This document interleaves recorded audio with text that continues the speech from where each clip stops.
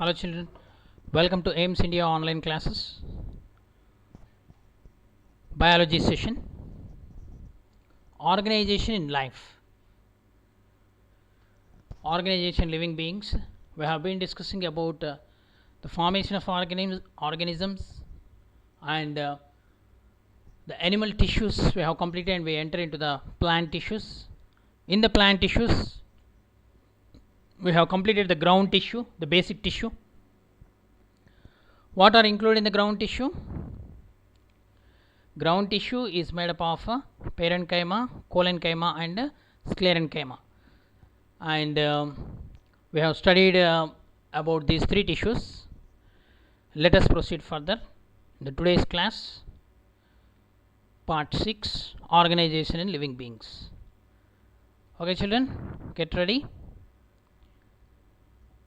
Plant tissues, complex permanent tissues. Simple permanent tissues we have completed, that is parenchyma, collenchyma and sclerenchyma. Now complex permanent tissues, they are also called as vascular tissues, or they are also called conductive tissue.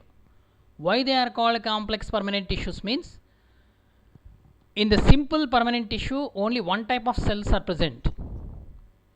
Entire tissue is made up of only one type of cell. But in complex permanent tissue, different types of cells combine together to form a complex tissue. It is also called vascular tissue.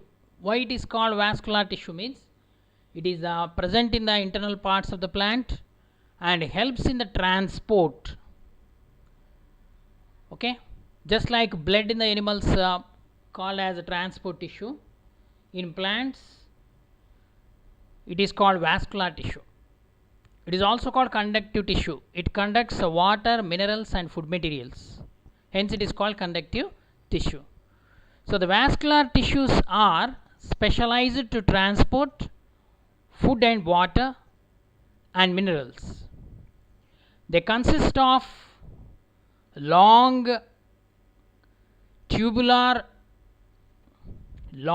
narrow cells arranged end to end, forming tubes. There are two different types of vascular tissues called xylem and phloem. Xylem and phloem. There are two main vascular tissues. They are xylem and phloem. So they together form the vascular bundles in the plants. So xylem and phloem in the leaves, xylem and phloem in the stem, xylem and phloem in the roots.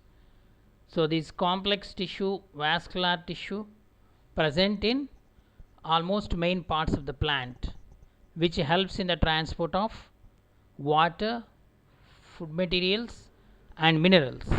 Okay, next, in the complex tissue, first xylem. Xylem is the complex tissue. It is a vascular tissue that transports water and dissolved minerals from roots to stem and leaves.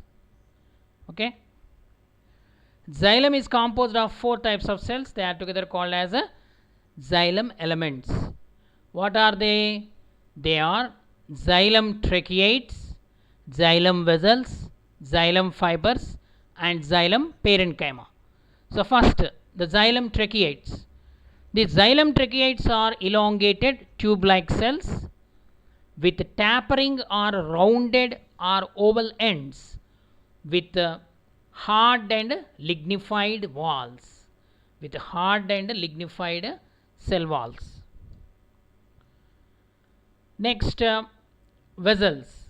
Vessels are the rows of elongated tube-like cells placed end to end with their end walls dissolved.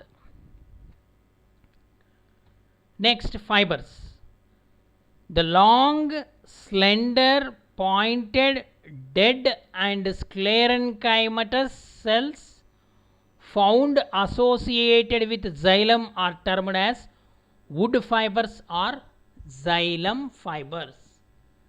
What is the structure of xylem fibers? They are long, slender, pointed, they are dead and sclerenchymatous. Sclerenchymatous cells means without any intercellular spaces, they are lignified. Okay. Next, last cells present in the xylem, they are xylem parenchyma. These are living parenchymatous cells found associated with xylem. They are known as wood parenchyma or xylem parenchyma. Okay, this is the xylem tissue. Xylem tissue mainly helps in the conduction of water and mineral salts. This tissue is present in all parts of the plant, roots, stem and leaves. Mainly it conducts water and minerals from roots to the upper parts of the plant, stem and leaves. Okay, the elements present in this xylem tissue are xylem tracheids, xylem vessels, okay, and xylem fibers and xylem parenchyma. Okay, see here the ground tissue, the tracheids. These tracheids are elongated tube-like structures, embedded, placed end to end, with their end walls dissolved, Next, so these are the elements present in the xylem. This is the xylem tissue. Xylem vessels. Xylem vessels are elongated tube cells placed end to end walls. The tracheids are the tube-like cells with the tapering ends. See, the ends are very rounded or tapering with a hard and lignified wall. So this is the wall which is lignified and very hard. Okay. So this is about the xylem tissue. This xylem tissue helps in the transport of water and mineral salts. Next complex tissue, phloem tissue. Phloem tissue, it is a vascular tissue that transports food, sugar dissolved in water, from photosynthetic cells to other parts of the plant for growth or storage. Okay. Photosynthetic part means photosynthetic cells are present in the leaves. From leaves to other parts of the plant, this tissue carries the food materials. Next, this type of tissue consists of living cells that are separated by end walls with tiny perforations or holes. So phloem tissue is composed of different elements. They are phloem elements, they are companion cells, sieve elements, and phloem parenchyma. Okay. See, this is the phloem tissue. The phloem tissue transports food material from leaves to other parts of the plant. Okay, these consisting of sieve elements and companion cells. This is the companion cell. And the sieve elements having perforations, they together form sieve plate, sieve tubes. Then the living part of this phloem is the phloem parenchyma. It is a living tissue. The main purpose of this phloem is to transport the sugar dissolved in water. Next, secondary growth. What is secondary growth? So actually, in large trees, all the conditions are not favorable in all seasons. Sometimes the conditions are favorable where more photosynthesis occur, more growth occurs. When the conditions are not favorable, again the growth will be stunted, by means of which what happened means in these plants, in woody plants, growth rings are formed. By counting these growth rings, we can tell the age of the tree also. So that subject is called dendrochronology, which deals with the age of the plant. So here secondary growth means in many vascular plants, secondary growth is the result of the activity of two lateral meristems. the cork cambium and vascular cambium, two lateral meristems. Actually, what is the function of lateral meristem? Lateral meristem is to increase the girth or diameter of the stem. Okay. So, the secondary growth is the result of the activity of two lateral meristems. They are the cork cambium and vascular cambium. Arising from the lateral meristems, the secondary growth increases the girth of a plant, that is root or a stem, rather than its length. Actually, the meristem's function is, apical meristem increase the length, but the lateral meristem function is to increase the girth. The two types of secondary meristems are both named cambium, cork cambium and vascular cambium. What is cambium actually? The cambium is the structure which is present in the vascular bundles. Actually, in dicots it is present.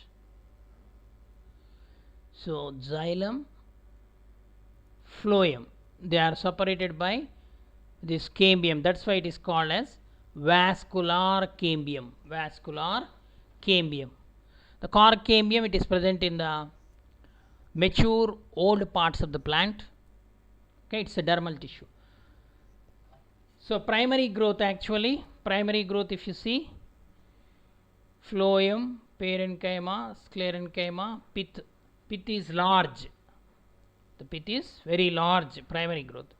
But in secondary growth, the pith size is decreased due to increase in the secondary growth.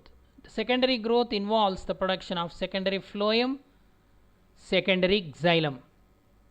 So, the secondary phloem and secondary xylem will form the wood. Okay. Particularly xylem forms the wood. So, see the bark, cortex, epidermis, cork cambium will form the bark. Okay. The vascular cambium will divide the xylem into secondary xylem and secondary phloem. That is the secondary growth. So, let us see more about this secondary growth. The vascular cambium produces secondary xylem towards the center of the stem or root, and the secondary phloem towards the outside of the stem or root. See here, the secondary phloem towards outside of the stem, secondary xylem towards the inside of the stem. Okay, adding growth to the diameter of the plant. So, this process produces wood.